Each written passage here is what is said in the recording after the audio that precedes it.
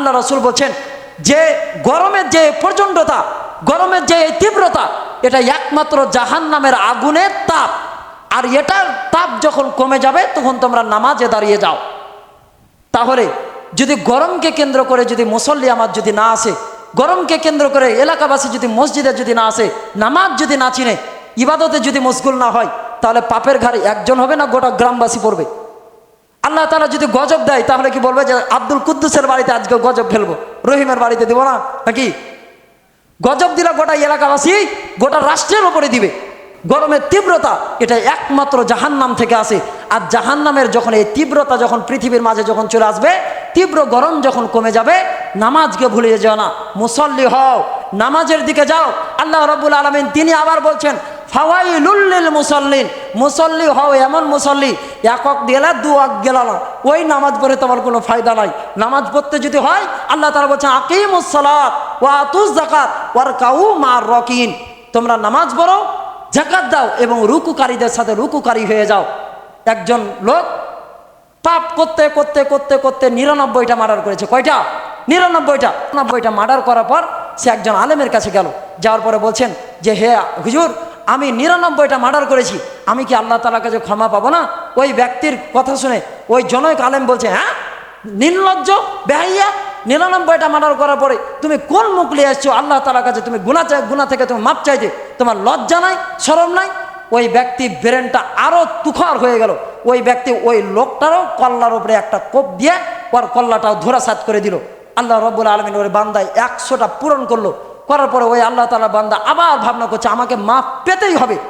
আবার আর একটা আলেমের কাছে গেল, যাওয়ার পরে ওই আলেমকে গিয়ে বলছে, আবার অন্য আলেমকে গিয়ে বলছে আল্লাহ তাআলার আপনি একজন মুহাক্কিক, একজন বুজুর্গ দিন, আমি খুব অনুতপ্ত, আমি 100টা মার্ডার করেছি, আমি কি আল্লাহ তাআলার কাছে পাপ থেকে মাপ পাবো? আল্লাহ রাব্বুল আলামিন ওই বান্দা তিনি বলছেন অবশ্যই, আপনি যতই পাপ করেন না, আল্লাহ তাআলা বলছেন ওয়ালা তাকনাতু মির রাহমাতিল্লাহ, তোমরা আমি আল্লাহ রাব্বুল আলামিনের রহমতের চাদরে চলে এসো, তোমরা যদি আসো আমি তোমাদের সমস্ত পাপগুলোকে আমি মাফ করে দিব।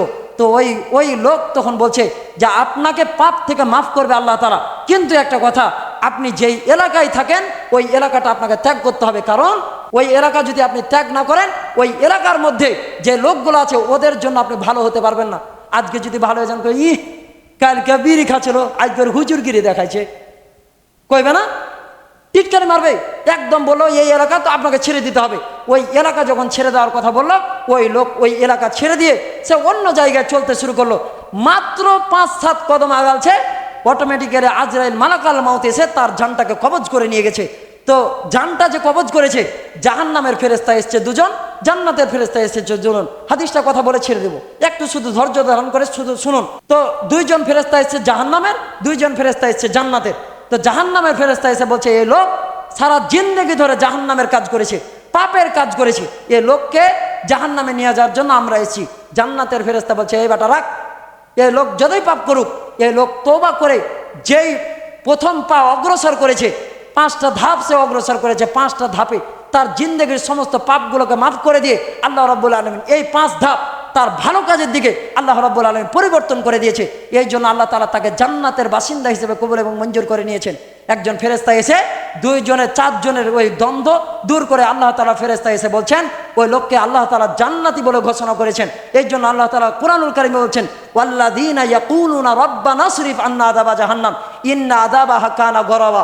কেউ যদি আল্লাহ তাআলার নিরেট সে জাহান্নাম ব্যক্তি, ও যদি আল্লাহ তাআলার কাছে মাফ চাই, গুনাহ থেকে মাফ চাই, আল্লাহ তাআলা নিরেট আমি একজন জাহান্নাম ব্যক্তি, আমার মতো একজন জাহান্নাম ব্যক্তিকে আল্লাহ রাব্বুল আলামিন জাহান্নামটাকে পরিবর্তন করে দিয়ে আল্লাহ রাব্বুল আলামিন তার জন্য জান্নাতকে অবধারিত করে দিবে। বলি সুবহানাল্লাহ।